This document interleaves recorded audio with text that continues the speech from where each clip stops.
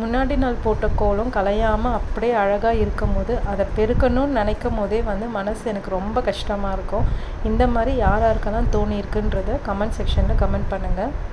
என்ன தான் போட்ட கோலம் கலையாமல் இருந்தால் கூட கண்டிப்பாக டெய்லியும் கோலம் போடணுன்றதை நம்மளுக்கு சொல்லி கொடுத்துருக்காங்க. அதனாலேயே இதை நம்ம பெருக்க வேண்டியதாக இருக்குது. சிக்கு கோலம் போட்டால் ரொம்ப நல்லதுன்னு சொல்லிட்டு இப்போது யூடியூப்பில் ஒருத்தர் சொன்னார் இல்லைங்களா, அதுக்கப்புறம் தான் நான் இந்த சிக்கு கோலம் போடவே கற்றுக்கிட்டேன். நம்ம பெருக்கி முடித்த உடனே செடிங்களுக்கெல்லாம் தண்ணி ஊற்றிட்டோம் அப்படின்னா ஒரு வேலையும் முடிஞ்ச மாதிரி இருக்கும். செடியும் வந்து வாடாமல் அந்த டே ஃபுல்லாக ஃப்ரெஷ்ஷாக அழகாக இருக்கும். மைண்ட் ரிலாக்ஸாக இருக்கணும் அப்படின்னா செடிங்களுக்கு தண்ணி ஊற்றுறது, அதுக்கப்புறம் கோலம் போடுறது, இதெல்லாம் வந்து எனக்கு ரொம்ப மைண்ட் ரிலாக்ஸிங்காக இருக்கும். நீங்கள் நல்லா யோசித்து பார்த்தீங்கன்னா தெரியும், நம்ம கோலம் போடும் போதும் பூ கட்டும் போதும் செடிங்களுக்கு தண்ணி ஊற்றும் போதும் நம்மளுக்கு வேறு எதுவுமே வந்து தோணவே தோணாது. அதை பற்றி தான் நம்ம வந்து ரொம்ப திங்க் பண்ணிக்கிட்டே இருப்போம். ஸோ அப்போ வந்து நல்லா நம்மளுக்கு ஒரு மைண்ட் ரிலாக்ஸிங்காக இருக்கும்.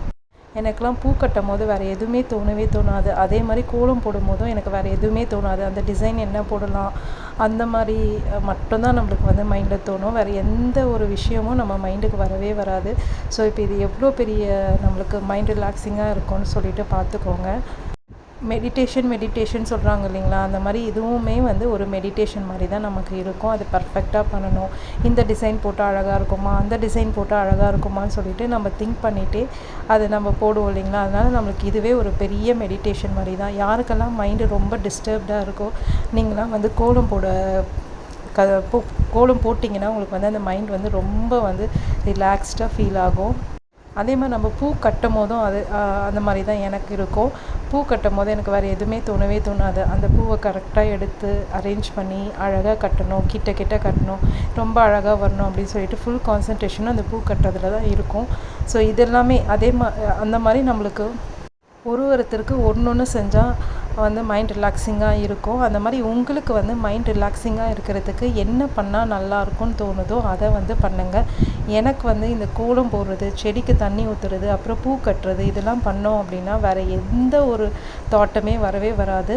அந்த 1 hour 1/2 hour என்னமோ நமக்கு வந்து ரொம்ப மைண்ட் ரிலாக்ஸ்டாக வந்து ஃபீல் பண்ணுவோம். அதே மாதிரி பூஜை பண்ணும் போதும் பூஜை திங்ஸ் அரேஞ்ச் பண்ணுறது, அப்புறம் பூஜைக்கு தேவையானதெல்லாம் ரெடி பண்ணும் போதும் வேறு எந்த தாட்டுமே வராது.